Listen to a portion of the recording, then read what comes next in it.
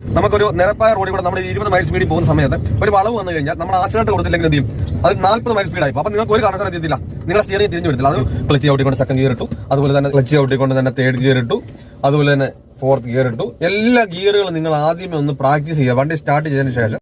നമസ്കാരം, പുതിയൊരു വീഡിയോയിലേക്ക് സ്വാഗതം. ഇന്നത്തെ വീഡിയോയില് ഒരു വാഹനം നമ്മൾ ഡ്രൈവ് ചെയ്യുന്ന സമയത്ത് സ്റ്റിയറിംഗിന്റെ കൺട്രോളും അതിന്റെ കൂട്ടത്തിൽ സ്റ്റിയറിംഗ് കൺട്രോൾ നിലനിർത്തിക്കൊണ്ട് എങ്ങനെയാണ് കറക്റ്റായിട്ട് ഗിയർ ഷിഫ്റ്റ് ചെയ്യുക എന്നാണ് ഇന്നത്തെ ഒരു വീഡിയോയിൽ പറഞ്ഞു തരാൻ പോകുന്നത്. പലരും വന്ന് കമന്റ് ബോക്സിൽ വന്ന് ചോദിച്ചു, ഇതുപോലെ സ്റ്റിയറിംഗ് കൺട്രോൾ നിലനിർത്തിക്കൊണ്ട് നമുക്ക് ഗിയർ ചേഞ്ച് ചെയ്യാൻ പറ്റത്തില്ല. കാരണം വാഹനം ഓടിച്ചുകൊണ്ടിരിക്കുന്ന സമയത്ത് ഗിയർ ചേഞ്ച് ചെയ്യേണ്ട സമയത്ത് സ്റ്റിയറിംഗ് കയ്യിൽ നിൽക്കുന്നില്ല. അതെന്തുകൊണ്ടാണ്? അതിനെപ്പറ്റി ഒരു വീഡിയോ ചെയ്യാമെന്ന് ചോദിച്ചു. അതുകൊണ്ടാണ് ഈ വീഡിയോ ചെയ്യുന്നത്. നിങ്ങൾക്കും ഇതുപോലെ സ്റ്റിയറിംഗ് കൺട്രോൾ കറക്റ്റായിട്ട് കിട്ടുന്നില്ല, ഗിയർ ഷിഫ്റ്റ് ചെയ്യുന്ന സമയത്ത് സ്റ്റിയറിംഗ് നമുക്ക് റൈറ്റ് റോഡിലോട്ട് പോകുന്നു, ലെഫ്റ്റ് സൈഡിലോട്ട് പോകുന്നു, വണ്ടി കറക്റ്റായിട്ട് ലെഫ്റ്റ് സൈഡിൽ നിൽക്കുന്നില്ല എന്നുണ്ടെന്നുണ്ടെങ്കിൽ നിങ്ങൾ ഈ വീഡിയോ സ്കിപ്പ് ചെയ്യാതെ മുന്നേ കാണുക. അതുപോലെ തന്നെ ചാനൽ നിങ്ങൾ ഇതുവരെ സബ്സ്ക്രൈബ് ചെയ്തിട്ടില്ലെങ്കിൽ ഒന്ന് സബ്സ്ക്രൈബ് ചെയ്യുക. അടുത്ത് കാണുന്ന ബെല്ലൈക്കൺ വരുത്തി കഴിഞ്ഞാൽ ഞാൻ വീഡിയോ അപ്ലോഡ് ചെയ്യുമ്പോൾ തന്നെ നിങ്ങൾക്ക് നോട്ടിഫിക്കേഷൻ ലഭിക്കുന്നതായിരിക്കും. കൂടാതെ വീഡിയോയ്ക്ക് ലൈക്ക് തരാം. നിങ്ങളുടെ സുഹൃത്തുക്കളിലേക്ക് ഈ വീഡിയോ ഒന്ന് ഷെയർ ചെയ്തെടുക്കുക. നേരെ വീഡിയോയിലേക്ക് കിടക്കാം. അതിനാണ് ഞാനിപ്പോൾ ഫസ്റ്റ് ഗിയർ ഇട്ടിട്ട് മുന്നോട്ട് എടുക്കുകയാണ്. നമ്മൾ ഈ ഓടിക്കുന്ന സമയത്ത് നമ്മൾ എത്ര നമുക്ക് ലെഫ്റ്റ് സൈഡ് ചേർത്ത് തന്നെ ഒരു വാഹനം ഓടിക്കുക. നിങ്ങൾ എല്ലാ ഗിയർ ഇടാൻ വേണ്ടി ആദ്യം ശ്രമിക്കരുത്. കാരണം നമ്മുടെ കയ്യ്, കണ്ണ്, കാല് ഒരേ രീതിയിൽ പ്രവർത്തിച്ചാൽ മാത്രമേ നമുക്ക് സ്പീഡിൽ പോകാൻ പറ്റുള്ളൂ. അപ്പൊ നമുക്ക് തുടക്കക്കാരൊക്കെ, ഞാൻ ഇത് ഈ വീഡിയോ ചെയ്യുന്ന തുടക്കക്കാർക്ക് വേണ്ടിയിട്ടാണ്. കാരണം വണ്ടി ഓടിച്ചിട്ടുള്ളൊക്കെ ഇത് എല്ലാം അറിയാവുന്നത് കൊണ്ട് നിങ്ങൾ കാണേണ്ടതില്ല. കാരണം ഈ തുടക്കക്കാരാകുമ്പോൾ അവർക്ക് എങ്ങനെ ഏത് രീതിയിൽ ചെയ്താൽ ഇത് കറക്റ്റ് പ്രാക്ടീസ് ലഭിക്കും, ഇതുപോലെ തന്നെ കറക്റ്റ് ചെയ്യാൻ പറ്റും എന്ന് അവർക്ക് അറിയുന്നതുകൊണ്ടാണ് വീഡിയോ ചെയ്യുന്നത്. അപ്പോൾ ഇതെങ്ങനെയാണെന്ന് ചോദിച്ചാൽ നമ്മൾ ലെഫ്റ്റ് സൈഡ്, കാരണം നമ്മുടെ റോഡിന്റെ ലെഫ്റ്റ് സൈഡിൽ കൂടെയാണ് നമ്മൾ വാഹനം ഓടിക്കേണ്ടത്. അപ്പൊ നിങ്ങൾ ലെഫ്റ്റ് സൈഡിൽ കൂടെ നിങ്ങൾ ഗ്യാപ്പ് ഇടുക, അത് ലെഫ്റ്റ് സൈഡ് എത്രയും ചേർത്ത് തന്നെ വാഹനം ഓടിക്കുക. പിന്നെ പലരും പറയാം നമുക്ക് സ്റ്റിയറിംഗിന്റെ കൺട്രോൾ എന്ന് പറഞ്ഞു കഴിഞ്ഞാൽ നിങ്ങൾ രണ്ട് കൈയും ഈ സ്റ്റിയറിംഗിൽ ഉണ്ടായിരിക്കണം. ഈ രണ്ട് കൈ സ്റ്റിയറിംഗിൽ ഉണ്ടായിട്ട് നമുക്ക് ഗിയർ ഷിഫ്റ്റ് ചെയ്യുന്ന സമയത്ത് മാത്രമേ എന്ത് ചെയ്യാവൂ, നമ്മൾ ഈ ഒരു കൈ മാറ്റി ഗിയർ ഷിഫ്റ്റ് ചെയ്യാവൂ. അല്ലാതെ ഒരു കാരണവശാലും നിങ്ങൾ സ്റ്റിയറിംഗിൽ നിന്ന് മാറ്റുക. അതുപോലെ തന്നെ നിങ്ങൾ സ്റ്റിയറിംഗിൽ പലരും പറഞ്ഞു ഞാൻ പറയുന്നത് ഇച്ചിരി സ്പീഡ് കൂടുതലാണ്, അപ്പൊ ഇച്ചിരി സ്പീഡ് കുറച്ച് പറയാമെന്ന് ചോദിച്ചു. അപ്പൊ അതുകൊണ്ടാണ് ഇച്ചിരി സ്പീഡ് കുറച്ച് പറയുന്നത്.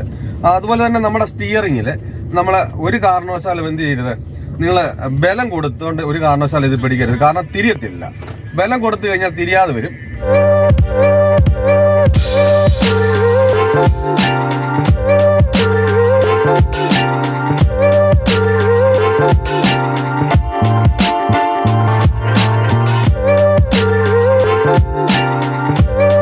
അപ്പോൾ ഒരു കാരണവശാലും എന്ത് ചെയ്യരുത്, നിങ്ങൾ ഇതിൽ നമ്മൾ ഒരുപാട് ബലം കൊടുക്കരുത്. ഈ ബലം കൊടുക്കുന്നതുകൊണ്ടാണ് തിരിയാതെ വരുന്നത്.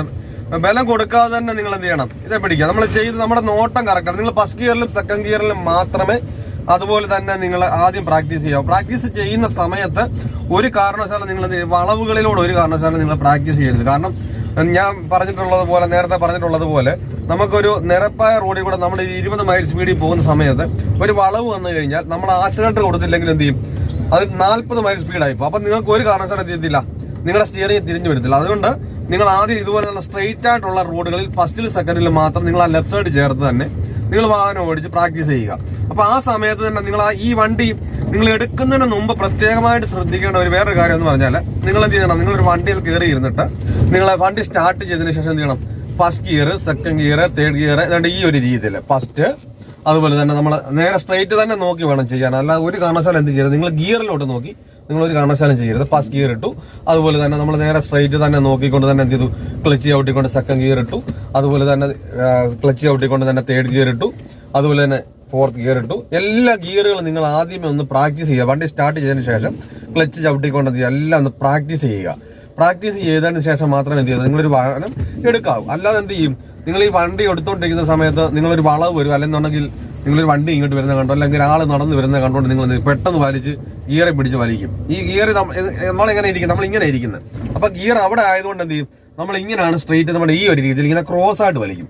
അങ്ങനെ വലിക്കുന്നതുകൊണ്ടാണ് എന്ത് ചെയ്യുക, ഇത് വരാത്തതും. അതുപോലെ തന്നെ ക്ലച്ച് നിങ്ങളുടെ ആ സമയത്ത് വലിക്കുന്ന സമയത്ത് ഒരു പ്രാവശ്യം വലിച്ചില്ലെങ്കിൽ നിങ്ങൾ അറിയാതെ തന്നെ നിങ്ങളുടെ കാല് ക്ലച്ചിൽ നിന്ന് കാല് പൊങ്ങുകയൊക്കെ ചെയ്യും. അപ്പൊ അതുകൊണ്ടാണ് പ്രയാസം ഇടാനും. അതുപോലെ തന്നെ ചിലപ്പോൾ എല്ലാവർക്കും എന്ത് ചെയ്യും, ഈ തേർഡ് ഗിയറിൽ പോയിട്ട് സെക്കൻഡ് ഗിയർ ആക്കാനും പ്രയാസം, അതുപോലെ തന്നെ സെക്കൻഡ് ഗിയറിൽ നിന്ന് തേർഡ് ആക്കാൻ പ്രയാസം. ഇങ്ങനെയൊക്കെ പല ഇതുണ്ട്. അപ്പൊ ഒരു കാരണവശാലും നിങ്ങൾ അങ്ങനെ ചെയ്യരുത്. എന്ത് ചെയ്യണം, നിങ്ങൾ ആദ്യം ഒരു വണ്ടി സ്റ്റാർട്ട് ചെയ്തതിനു ശേഷം ഫസ്റ്റ് ഗിയർ ഇട്ടു, അതുപോലെ തന്നെ സ്ട്രൈറ്റ് ആയിട്ട് തന്നെ താഴോട്ട് കൊണ്ടുവന്ന് ഞാൻ നേരത്തെ പറഞ്ഞിട്ടുണ്ട്, സ്ട്രൈറ്റ് ആയിട്ട് തന്നെ. ഇപ്പൊ എടുക്കാനും ഇടാനും എല്ലാം നിങ്ങൾ സ്ട്രൈറ്റ് ആയിട്ട് തന്നെ ഗിയറിൽ നിങ്ങൾ കൈ പിടിക്കേണ്ടത്. അല്ല ഒരു കാരണവശാലും ഇങ്ങനെ പിടിച്ച് വലിക്കരുത്. ക്ലച്ച് ഫുള്ളായിട്ട് താഴെ ചെന്ന് മുട്ടിയതിനു ശേഷം മാത്രം എന്ത് ചെയ്യുക, ഗിയറിൽ തൊടാവും. നിങ്ങളിങ്ങനെ ഫസ്റ്റ് ഗിയർ ഇട്ടു, സെക്കൻഡ് ഗിയർ ഇട്ടു, അതുപോലെ തന്നെ സ്ട്രൈറ്റ് ആയിട്ട് എടുത്തു, തേർഡ് ഗിയർ ഇട്ടു. അപ്പം അങ്ങേ അറ്റത്ത് ഫസ്റ്റ് ഗിയറും ഇങ്ങേ അറ്റത്ത് അഞ്ചാമത്തെ ഗിയറുമാണ്. അപ്പൊ ഇടയ്ക്കാണ് സെൻട്രലാണ് എന്ത് തേർഡ് ഗിയർ ഇടക്കണം. അപ്പൊ നിങ്ങൾ ഒരു കാരണവശാലും ചെയ്യരുത്, നിങ്ങൾ സെക്കൻഡ് ഗിയർ ഇട്ടിട്ട് നിങ്ങൾ അങ്ങേ അറ്റത്തോട്ട് കൊണ്ടുപോയിട്ടുണ്ട്. അപ്പൊ അതുകൊണ്ടാണ് എന്ത് ചെയ്യുന്നത്, ഫസ്റ്റ് ഗിയറോട്ട് വീഴുന്നത്. അപ്പൊ നിങ്ങൾ സെക്കൻഡ് ഗിയർ ഇട്ടിട്ട് സ്ട്രൈറ്റ് ആയിട്ട് എടുത്ത് വിട്ടിട്ട് കഴിഞ്ഞാൽ എന്ത് ചെയ്യും, എവിടെ കിടക്കുന്ന ഗിയർ ആയാലും ഈ സെൻറ്ററിൽ വരും. അപ്പൊ ഈ സെൻറ്ററിൽ വന്നാൽ നമുക്ക് സ്ട്രൈറ്റ് ആയിട്ട് ബാരോട്ട് ഇട്ടാൽ മതി, തേർഡ് ഗിയർ വീഴും. അപ്പൊ ഈ ഗിയർ ഒക്കെ നമ്മൾ പ്രാക്ടീസ് ചെയ്തതിന് ശേഷം വന്ന് എന്ത് ചെയ്യോ, നിങ്ങൾ വണ്ടി എടുക്കുക. അപ്പം അതുപോലെ തന്നെ ഫസ്റ്റ് ഗിയറിലും സെക്കൻഡ് ഗിയറും മാത്രം വേണം നിങ്ങൾ ആദ്യം ഈ ലെഫ്റ്റ് സൈഡ് ചേർന്ന് തന്നെ കറക്റ്റായിട്ട് നിങ്ങൾ ഓടിക്കാൻ. ക്ലച്ച് ഫുള്ളായിട്ട് ചവിട്ടി സെക്കൻഡ് ഗിയർ ഇട്ടു, ഈ ഒരു രീതിയിൽ തന്നെ വണ്ടി ഓടിക്കുക. അല്ല ഒരു വളവിനോട് ഒരു കാരണവശാലും എന്ത് ചെയ്യരുത്, നിങ്ങൾ ഇടരുത്. അതുപോലെ തന്നെ നിങ്ങൾ സ്റ്റിയറിംഗിന്റെ പൊസിഷൻ കറക്റ്റായിട്ട് 9.4 അതായത് ഈ ഒരു രീതി, ഞാനിപ്പോൾ പിടിച്ചേക്കുന്ന ഈ ഒരു രീതി അങ്ങനെയാണ് പിടിക്കേണ്ടത്. അതാ ഈ ഒരു രീതി പലരും പറയുന്നു 10-10 ഈ ഒരു രീതിയിലാണോ എന്നൊക്കെ ചോദിക്കുന്നുണ്ട്. ഈ രീതി എന്ന് പറഞ്ഞാൽ ഞാൻ പല രീതിയിലായിട്ട് പിടിക്കാം എൻ്റെ സ്റ്റിയറിംഗിൽ. അപ്പം നമുക്ക് ബാലൻസ് അനുസരിച്ച് സ്റ്റിയറിംഗ് പിടിച്ചാൽ മതി. അല്ല നമുക്ക് ഇതിനകത്തൊരു പൊസിഷൻ ഇല്ല, കാരണം നമുക്കിത് തിരിക്കാൻ വേണ്ടിയിട്ടുള്ളതാണ്. അപ്പൊ അതുകൊണ്ട് ഒരു കാരണവശാലും നമുക്കൊരു പൊസിഷൻ ഇല്ല. അപ്പൊ നമ്മൾ ഈ പൊസിഷനും പിടിച്ചോണ്ടിരുന്ന എന്ത് ചെയ്യത്തില്ല, നമുക്ക് ഈ ഒരു രീതിയിൽ മാത്രമേ തിരിക്കാൻ പറ്റുള്ളൂ. അപ്പൊ ഇതിലും കൂടുതലായിട്ട് നമുക്ക് തിരിക്കേണ്ട സാധനം ഞാൻ എന്ത് ചെയ്യും, നമ്മുടെ കൈ വളഞ്ഞു പോയി, ഇതുണ്ടല്ലേ ഇങ്ങനെ പോകും. അപ്പൊ നമുക്കിത് തിരിച്ച് മാറ്റി മാറ്റി കൊടുക്കാനുള്ള സാധനമാണ്. അപ്പൊ നമുക്കൊരു പൊസിഷൻ ഇപ്പൊ കണ്ടില്ല, ഞാനിപ്പം നമ്മളിപ്പോ 9.4 ഞാൻ പറഞ്ഞുകൊണ്ടിരുന്നു കഴിഞ്ഞാൽ ഇപ്പൊ എന്ത് ചെയ്യും, ഇപ്പൊ എന്റെ കൈ എങ്ങനെ ഇരിക്കുന്നത്, 9.4 അല്ല, ഇത് കണ്ടില്ലേ. ഇപ്പൊ ഞാൻ ഈ ഒരു രീതിയിലാണ് വണ്ടി കൊണ്ടുപോകുന്നത്, കണ്ടാ അവിടെ ഈ ഒരു രീതിയിലാണ് തിരിക്കുന്നത്. അപ്പൊ ഈ രീതി തിരിക്കുമ്പോൾ എന്റെ കൈ എന്ത് ചെയ്യുന്നില്ല, ഒരു കാരണവശാലും 9.4 ഇരിക്കുന്നില്ല, 10-10 ഇരിക്കുന്നില്ല.